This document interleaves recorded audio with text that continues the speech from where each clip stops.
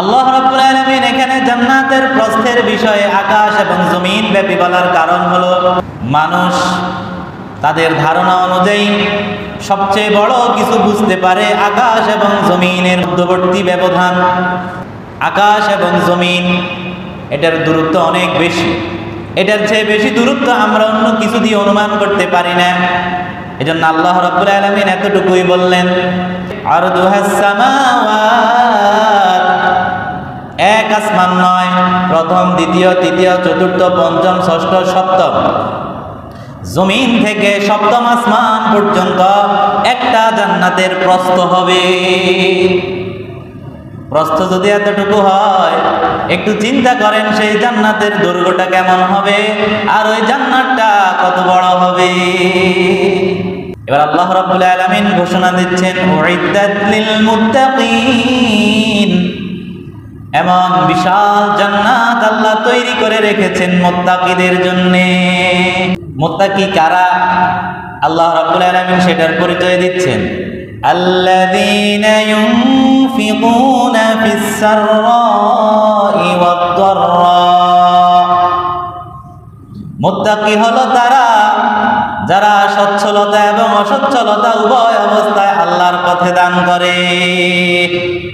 যখন সচ্ছলতা থাকে, ভরপুর রুজি কামাই থাকে, তখন আল্লাহর পথে ব্যয় করে।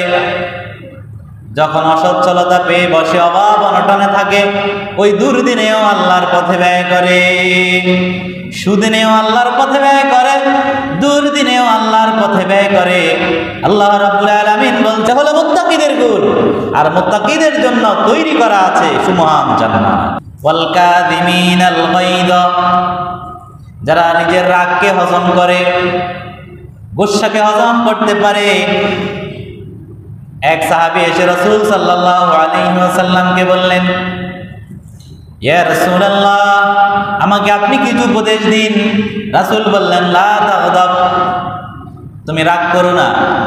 সাহাবী আবার বললেন, ইয়া রাসূলুল্লাহ, আরো কিছু উপদেশ দিন। রাসূল আবার বললেন, লা তাগদাব।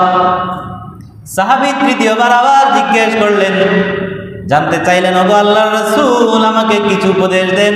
রাসূল তৃতীয়বার বললেন, লা তাগদাব, তুমি রাগ করো না। তখন সাহাবী চিন্তা করে দেখলেন, আসলে যাবতীয় অন্যায় অপরাধের সূচনা হয় এই রাগ থেকেই। রাগ করা যাবে না। قال رسول الله صلى الله عليه وسلم ليس الشديد بالسرعة إنما الشديد الذي يملك نفسه عند الغضب। ওই ব্যক্তি প্রকৃত সাহসী নয়, প্রকৃত বীর নয়, যে লোকদেরকে বুলণ্ডিত করে, যে লোকদেরকে পরাভূত করে, বরং ওই ব্যক্তি হলো প্রকৃত বীর, প্রকৃত সাহসী, যে প্রচন্ড রাগের সময় নিজের রাগকে হজম করে। আবার রাসূল জানান, কোন ব্যক্তি যদি কারো উপর রাগ হয়েছে, চাইলে সে তার উপর থেকে প্রতিশোধ নিতে পারে, তাকে পরাভূত করতে পারে, তার সামর্থ্য আছে। সামর্থ্য থাকা সত্ত্বেও সে যদি ওই ব্যক্তিকে পরাভূত না করে, আল্লাহর রাসূল জানান, কিয়ামতের দিন জান্নাতের যতগুলো হুর আছে সেখান থেকে তার পছন্দ মতো হুর চয়েস করার সুযোগ আল্লাহ তাকে দিবে। এজন্য আমরা সচ্ছলতা এবং অসচ্ছলতা উভয় অবস্থায় আল্লাহর পথে ব্যয় করব। সুদিনে দুর্দিনে সবসময় আল্লাহর পথে ব্যয় করব এবং নিজের রাগ গুসাকে হজম করব। ওয়াল আফিনা আনিন নাস, এবং মানুষদেরকে মাফ করে দেব, ক্ষমা করে দেব। ওয়াল্লাহু ইউহিব্বুল মুহসিনিন, আল্লাহ রাব্বুল আলামিন মুহসিনদেরকে ভালোবাসেন। তাহলে একটি আয়াত থেকে আমরা তিনটি পুরস্কারের ঘোষণা পেয়েছি। কোনো ব্যক্তি যদি আল্লাহর পথে দান করে, আল্লাহর রাস্তায়, আল্লাহর দ্বীনের পথে, আল্লাহর ঘর মসজিদের জন্য কোনো ব্যক্তি যদি দান করে, বুঝতে হবে ওই ব্যক্তি মুত্তাকি, তার ভিতরে তাকওয়া আছে। কারণ যারা মুত্তাকি নয় তারা দান করতে পারে না, মুত্তাকি দান করতে পারে। এবং এই আয়াত থেকে আমরা জানলাম, যারা আল্লাহর পথে সচ্ছলতা এবং অসচ্ছলতা উভয় অবস্থায় দান করে, আল্লাহ রাব্বুল আলামিন তাদেরকে ভালোবাসে। এবং আমরা আয়াত থেকে জানতে পারলাম সচ্ছলতা এবং অসচ্ছলতায় যারা দান করে, নিজের রাগকে যারা হজম করে, মানুষদেরকে যারা মাফ করে দেয়, আল্লাহ রাব্বুল আলামিন তাদেরকে সুবিশাল সুবিস্তীর্ণ জান্নাতের মালিক বানিয়ে দিবে। প্রিয় ভাইয়েরা আমার, রাসূলুল্লাহ সাল্লাল্লাহু আলাইহি ওয়াসাল্লাম তিনি হাদিসের মধ্যে আমাদেরকে জানান, সাবআতুন ইউযিল্লুহুমুল্লাহু ফি যিল্লিহি ইয়াওমা লা যিল্লা ইল্লা যিল্লুহু। 7 শ্রেণীর মানুষকে আল্লাহ রাব্বুল আলামিন তার সুবিশাল আরশের নিচে স্থান দিবেন, আরশের ছায়া দান করবেন, যেদিন আরশের ছায়া ছাড়া অন্য কোনো ছায়া থাকবে না। সূর্যটা যেদিন মাথার উপরে থাকবে, জমিনটা যেদিন প্রচন্ড উত্তপ্ত হবে, সেই কঠিন সময়ে বিচারের মুহূর্তে 50,000 বছরেরও বেশি সময় মানুষ দাঁড়িয়ে থাকবে। ওই কঠিন সময়ে আল্লাহর আরশের ছায়া ছাড়া অন্য কোনো ছায়া যখন থাকবে না, ওই সময় আল্লাহ রাব্বুল আলামিন 7 শ্রেণীর মানুষকে সে আল্লাহ রাব্বুল আলামিনের আরশের নিচে ছায়া দান করবে। ওই 7 শ্রেণীর মানুষের মধ্যে এক শ্রেণী হলো রাজুলুন তাসাদ্দাকা আখফা হাত্তা লা তা'লামা শিমালুহু মা তুনফিকু ইয়ামিনু। ওই 7 শ্রেণীর মধ্যে ওই ব্যক্তিকে আল্লাহ রাব্বুল আলামিন আরশের নিচে স্থান দিবেন, যে আল্লাহর রাস্তায় এমন ভাবে দান করে তার বাম হাত জানে না তার ডান হাত আল্লাহর পথে কি দান করেছে। এতটা গোপন ভাবে সে আল্লাহর পথে দান করে যে তার বাম হাত বলতে পারবে না ডান হাত কি দান করেছে। সুবহানাল্লাহ। আল্লাহ রাব্বুল আলামিন পবিত্র কোরআনের মধ্যে অসংখ্য অগণিত জায়গায় আল্লাহর পথে দানের বিষয়ে ফজিলত সম্পর্কে তিনি বর্ণনা করেছেন। অপরদিকে তিনি জানিয়েও দিয়েছেন আল্লাহর পথে দান করতে তোমাদেরকে বাধা দেয় কে। আল্লাহ জানান পবিত্র কোরআনে সূরা বাকারা 268 নং আয়াত, আশ-শাইতানু ইয়াইদুকুমুল ফাকরা ওয়া ইয়া'মুরুকুম বিল ফাহশা। শয়তান তোমাদেরকে দারিদ্র্যের ভয় দেখায় এবং অশ্লীলতার পথ নির্দেশ করে। অশ্লীলতার পথ দেখায় শয়তান, আর শয়তান তোমাদেরকে দারিদ্র্যের ভয় দেখায়, যে দান করলে তো কমে যাবে, দান করলে তো কমে যাবে। রাসূল 3টি বিষয়ের শপথ করেছেন, যে 3টি বিষয় হবেই হবে। রাসূল কসম করে বলেন, আল্লাহর কসম, যারা আল্লাহর পথে দান করে তাদের দান কখনো, তাদের সম্পদ কখনো কমে না। আর যারা মানুষকে ক্ষমা করে দেয় তাদের সম্মান কখনো কমে না, তাদের সম্মান আল্লাহ বাড়িয়ে দেয়। রাসূল কসম করে বলেছে। আর শয়তান তোমাদেরকে দারিদ্র্যের ভয় দেখায়, দান করলে তো সম্পদ কমে যাবে, এজন্য যে যত বেশি ধনী হয় সে তত বেশি কৃপণ হয়। রাসূল একদিন সাহাবাদেরকে জিজ্ঞেস করলেন, তোমরা কোন সম্পদ বেশি ভালোবাসো? নিজের সম্পদকে বেশি ভালোবাসো নাকি তোমাদের উত্তরাধিকারীদের সম্পদকে বেশি ভালোবাসো? সাহাবারা বললেন, ইয়া রাসূলুল্লাহ, নিজের সম্পদকে বেশি ভালোবাসি। এরপরে রাসূল বললেন, না, তোমরা উত্তরাধিকারীদের সম্পদকে বেশি ভালোবাসো। তোমার সম্পদ তো সেটা যেটা তুমি ভোগ করেছ, আর তোমার সম্পদ তো সেটা যেটা তুমি আল্লাহর রাস্তায় দান করেছ। ওটা তোমার অ্যাকাউন্টে জমা, আর বাকি যেগুলো তুমি রেখে গেছো ওগুলি কার সম্পদ? উত্তরাধিকারীদের সম্পদ। তোমার ছেলে মেয়ে নাতি নাতনি তাদের সম্পদ। এজন্য নিজের সম্পদ বুঝতে হবে। এখন পর্যন্ত যা কিছু আমি খেয়ে হজম করতে পেরেছি এটা আমার সম্পদ। এখন পর্যন্ত যে পোশাক পরে আমি পুরাতন করতে পেরেছি এটা আমার সম্পদ। আর আল্লাহর পথে এখন পর্যন্ত যত কিছু দান করেছি, যতগুলো নেক আমল করেছি, এই নেক আমলগুলো, এই দানগুলো হলো আমার সম্পদ। এবার আসেন, শয়তান দারিদ্র্যের ভয় দেখায়, অপরদিকে আল্লাহ রাব্বুল আলামিন প্রাচুর্যের প্রতিশ্রুতি দেয়। আল্লাহ রাব্বুল আলামিন ইরশাদ করছেন, মাসালুল্লাযীনা ইউনফিকুনা আমওয়ালাহুম ফি সাবিলিল্লাহ কামাসালি হাববাতিন আম্বাতাত সাবআ সানাবিলা ফি কুল্লি সুম্বুলাতিন মিআতু হাব্বা ওয়াল্লাহু ইউদাঈফু লিমান ইয়াশা ওয়াল্লাহু ওয়াসিউন আলীম। আল্লাহ রাব্বুল আলামিন ইরশাদ করছেন, যে ব্যক্তি আল্লাহ রাব্বুল আলামিনের পথে দান করে তার দৃষ্টান্ত কেমন? তার দৃষ্টান্ত হলো একটি শস্যের ন্যায়। যে শস্যটা তোমরা বপন করলে, আল্লাহ রাব্বুল আলামিন সেখান থেকে 7টা শীষ গজিয়ে দিলেন। ওই প্রত্যেকটা শীষে 100টা করে আবার শস্য দিলেন। তুমি রোপণ করলে একটা শস্য, আল্লাহ রাব্বুল আলামিন দিলেন 700টা শস্য। যারা শুধুমাত্র আল্লাহর সন্তুষ্টির লক্ষ্যে আল্লাহর পথে ব্যয় করে, তারা ব্যয় করে 1 টাকা, আল্লাহ রাব্বুল আলামিন সেটাকে লালন পালন করে করেন কমপক্ষে 700 টাকা। 700 গুণ বেশি আল্লাহ বাড়িয়ে দেন। আপনারা যখন ধান লাগান কয়টা বীজ দেন? একটা না? একটা থেকে কয়টা শীষ জন্মে? 6টা, 7টা, 8টা, 9টা পর্যন্ত জন্মে। আল্লাহ 7টার কথা বলছেন। প্রত্যেকটা শীষে আবার 100টা করে ধান রোপণ করলেন, একটা, এখন ধরছে 700টা। আল্লাহ বলেন ওয়াল্লাহু ইউদাইফু লিমান ইয়াশা, আল্লাহ যাকে চান তার কাছে তাকে আরো বেশি বাড়িয়ে দেয়। তাকে 7,000, 700 কোটি, মিলিয়ন, বিলিয়ন আল্লাহ রাব্বুল আলামিন দিয়ে দিতে পারেন।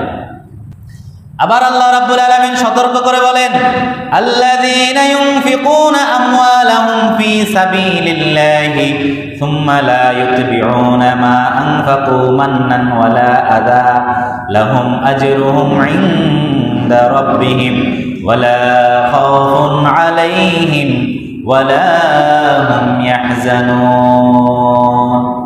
আল্লাহ রাব্বুল আলামিন বলছেন যারা আল্লাহর পথে ব্যয় করে, ব্যয় করার পরে এটা প্রকাশ করে বেড়ায় না, খোটা দেয় না, মানুষকে কষ্ট দেয় না, দান করার পরে 3টি কাজ যারা করে না, আল্লাহর পথে দান করার পরে এটা বলে বেড়ায় না, প্রকাশ করে বেড়ায় না, খোটা দেয় না এবং কাউকে কষ্ট দেয় না, এই 3টি কাজ যদি কেউ না করে, আল্লাহ রাব্বুল আলামিন ঘোষণা দিচ্ছেন পবিত্র কোরআনে সূরা বাকারা 262 নং আয়াতে।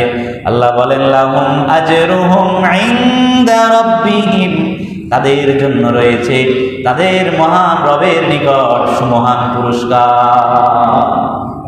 ওয়ালা খাউফুন আলাইহিম ওয়ালা হুম ইয়াহজানুন। কিয়ামতের ময়দানে মানুষ যখন ভয় পেয়ে যাবে, মানুষ যখন টেনশনে থাকবে, নবী রাসূলগণ পর্যন্ত বলবেন ইয়া নাফসি ইয়া নাফসি। মানুষেরা যখন পেরেশান হয়ে যাবে, সেই কঠিন মুহূর্তে তাদেরকে ডাক দিয়ে বলা হবে লা খাউফুন আলাইহিম, আজকে তোমার কোনো ভয় নাই, আজকে তোমার চিন্তিত হওয়ার কোনো কারণ নাই।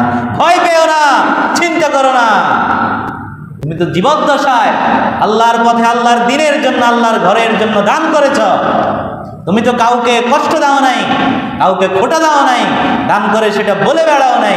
আজকে তোমার কোনো চিন্তা নাই, তোমার কোনো টেনশন নাই। এই ব্যক্তিকে কবর দেওয়ার আগে তার দান সদকা তার কবরে চলে যাবে, তার কবরকে প্রশস্ত করে ফেলবে, জান্নাতের বিছানা বিছিয়ে দিবে, জান্নাতের সাথে কবরের সংযোগ হয়ে যাবে।